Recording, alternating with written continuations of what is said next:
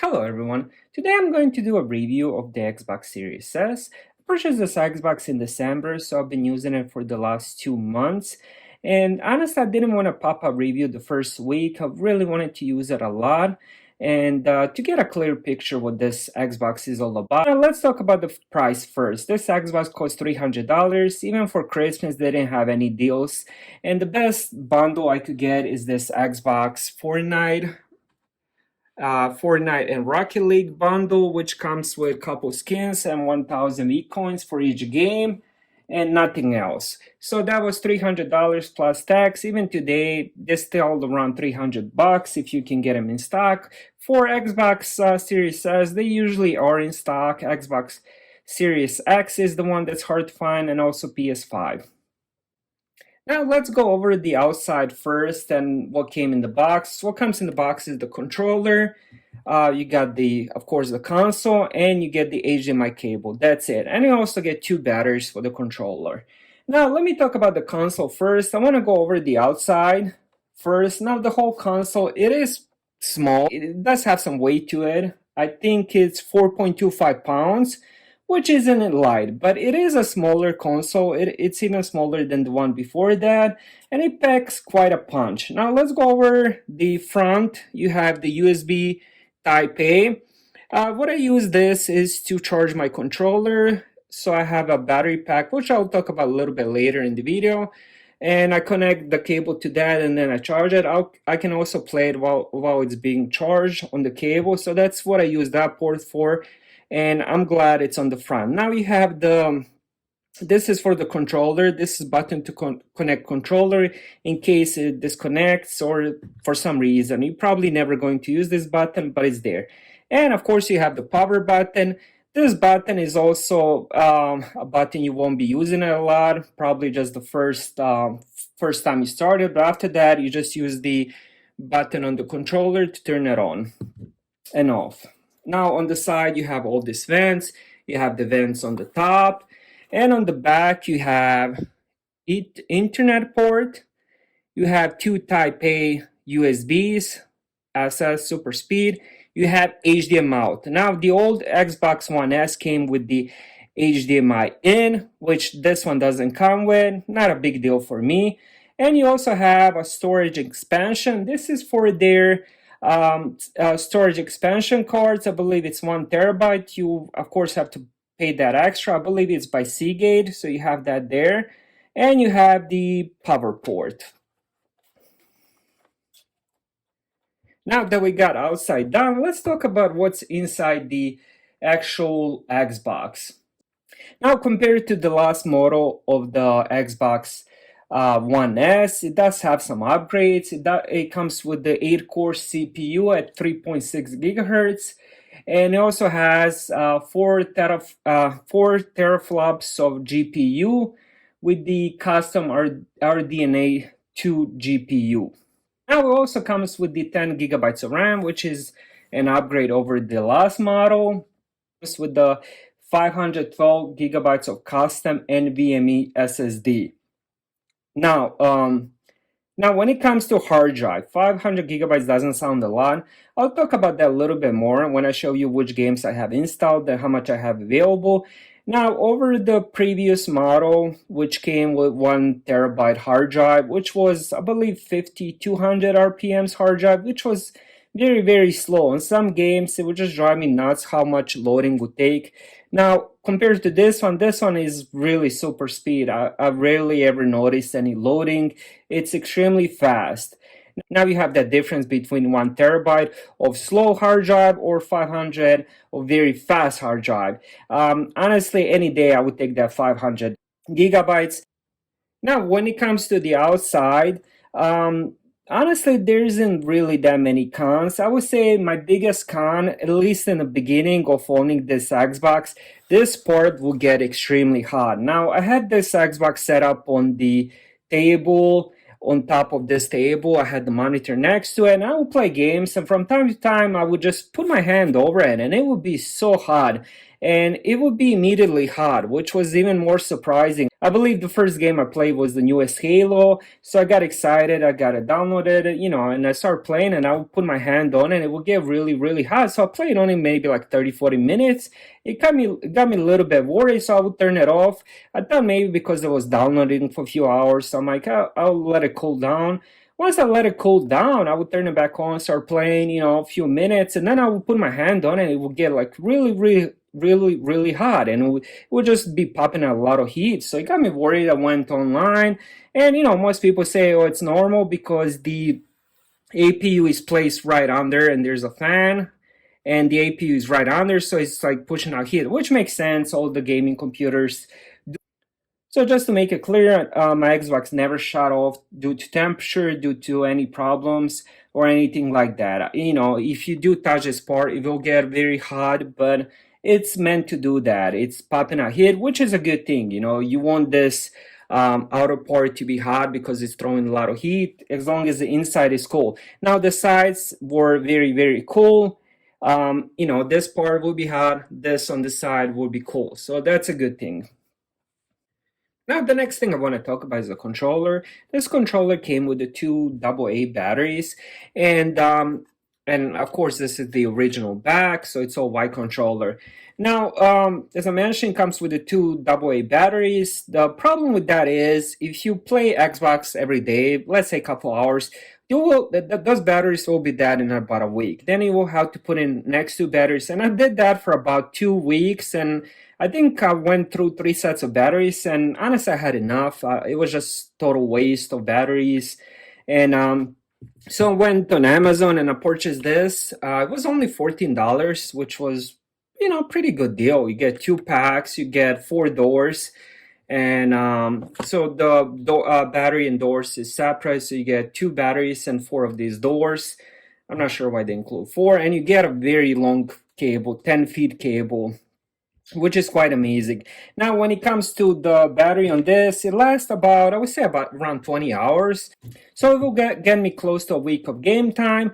And, after it's empty, you'll get a warning. You just plug it in and you can still play it. It will have a, line, and it's very, very simple. This is probably something I would recommend buying it with the Xbox immediately. Don't waste your money on batteries. It's just a waste. And another thing I would recommend is a headset. Now you can buy any headset you want. I do recommend this one. It was pretty cheap. It's a wired headset, and it works very well. I've been using it even on my last Xbox One S, and I transfer it to this one. No issues, clear sound, and it works as it should, especially if you play a lot of multiplayer. So those are two things I would definitely recommend, and that's all you need. Controller, it comes with it, so all you need is a chargeback headset. That will cost you around $50 and you're good to go. Now, another thing about the controller, it looks very similar to the Xbox One S controller. This one does have the share button. You can customize this button to take videos, to take pictures, or there's a few different options on that. Other than that, it looks kind of the same. Now the texture is, it is all plastic. Now the texture is a little bit more grippy, especially feel it on the sides as you grab it. And they also said it prevents like sweat stains and marks and all that. I don't know how good would that be, when you play intensive game like multiplayer, your hands are sweating, which is normal. But for me, I've been using mine for about 2 months, and it looks pretty clean, so I guess it does the trick. So this is how the Xbox home menu looks like once you set it up and connect your account to it. This is what you will be faced with. You will have recent games and the stuff you opened. And on the bottom, you will have My Games and Apps. Then you will have Microsoft Rewards and Game Pass. And next stage is the Game Pass. I definitely recommend Game Pass. I'll talk about that a little bit more in the video. And after that, it comes a store where you can, look over the new games, old games, search for games, and buy movies and TV shows and so on and so on. Now, a lot of people in my unboxing video ask me, if you don't claim Fortnite and Rocket League bundle, where do you go? Now, you will go on My Games and Apps, and and you will go to full library, and then you will go available offers. And this is where you will find that Fortnite and Rocket League bundle. I already claimed them when I did the setup, but this is where you will be able to claim those. Now this is where you will see all your games that you have installed on your Xbox. I told you guys I'll talk about the storage, and so you can get a little bit of a picture how much 500 gigabytes will get you. Now, as you can see in the bottom left, I have 86.3% full, and I only have 50 gigabytes free. Now this is the games I have downloaded. I have Apex Legend, which is very big game. I have some, I don't know, a Backbone. This is from the Game Pass. Now I have Bioshock 1, 2, and 3, which I bought like yesterday. Those are one of my favorite games. I haven't played them in few years, and I really wanted to replay all of those. I recommend those games a lot.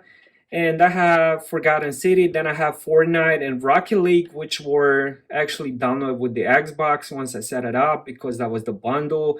You can cancel it, but if you want to play those games, it will be downloaded right away to your Xbox. Now I also have Mass Effect Legendary Edition, and I have this Gunk, which is I believe 10-15 gigabytes. So looking at these games, you will have space for a few different games. Now, when it comes to the whole experience of Xbox, it's extremely fast. I never experienced any lagging. You can use browser, you can use Twitch, you can even stream on Twitch from the settings. So you will go live streaming. You can set up stream, and you can just stream directly on Twitch, just using your Xbox. And there's few different things you can do with it. Now, when it comes to home menu, it's very fast and pretty much got everything I need. You can also customize it. So you will press the customize. You can add the color and theme. Accessibility, you can add different apps, different games. Now, for example, if I want to add, let's say I want to add Bioshock 1 to the home menu. And now if I go back to home, I will see Bioshock here. And you can see some different videos from different players, screenshots, tutorials, and so on and so on. Now, when it comes to comparison between Xbox Series S and PS5, I'm not going to do that comparison. It's honestly apples and oranges. Some people will like apples, some people will like oranges. Both of them will play the games fine. Now, I will tell you the reason why I did choose the Xbox. Now, the first thing was the price. It is $100 cheaper than the digital PS5, and $100, can go a long way. Another thing I love the Xbox for is the Game Pass. Now, if you haven't heard of Game Pass or anything like that, it's $15 a month, and think of it as a Netflix. So we'll give you a bunch of different games to play. Now, another comparison I want to do is between Xbox Series S and Xbox Series X. Now, the reason I chose the Xbox Series S, of course, the price, you're saving $200. Now, another thing is Xbox Series S is much more available than a Series X. I've been looking for X for about 2-3 months, and honestly, I gave up. I didn't want to deal with the whole waiting queue lines and all that online, and it was just every time I tried to buy it, I had it in a cart, it would sell out. It was just kind of making me mad. So that's another reason I chose the S. Now, the third reason, as you guys can see, my monitor is 27-inch and it's 1080p. And it's a 60 hertz monitor, 60 frames, 60 hertz. Now, what this Xbox Series S can do is the highest resolution can play is 1440p, and it can play up to 120 frames. Up to. Now, on most games, you will only get 60 frames on the Xbox Series S, or on some, you will even get 30 frames. So let me show you guys a little bit of game time. I'm gonna play some Apex Legends.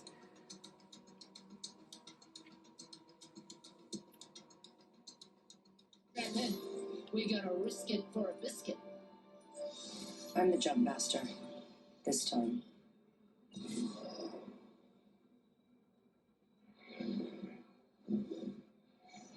Let's fly out of here.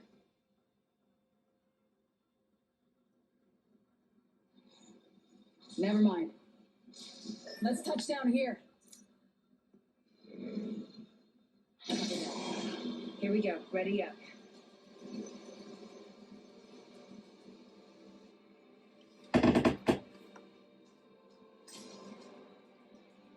Already got a couple spots out in here. Oh wow.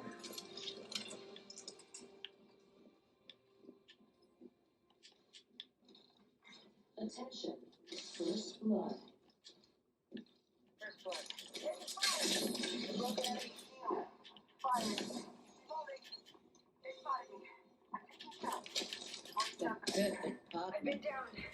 Oh wow, my teammate already did that. Yeah. Oh wow, both of them.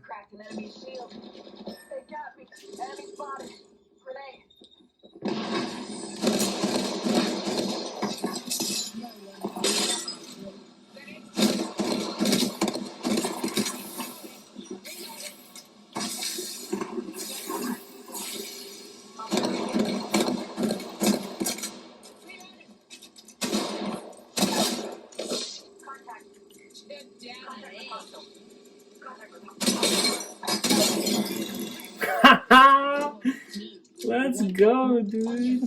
In conclusion, I have zero regrets buying Xbox Series S, and I would definitely recommend it to anyone looking for a good, solid gaming console. Now, for 300 bucks, Xbox Series S is an amazing console, and it will play all the latest games at good frame rates. You won't experience any lag. At least I didn't with the games I did play.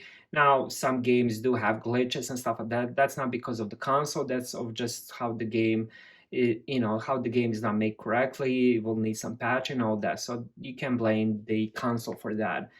Overall, I'm very happy, and I'm definitely going to keep it. And even though I was looking for the Xbox Series X, I honestly stopped looking. I'm just happy with what I have right now.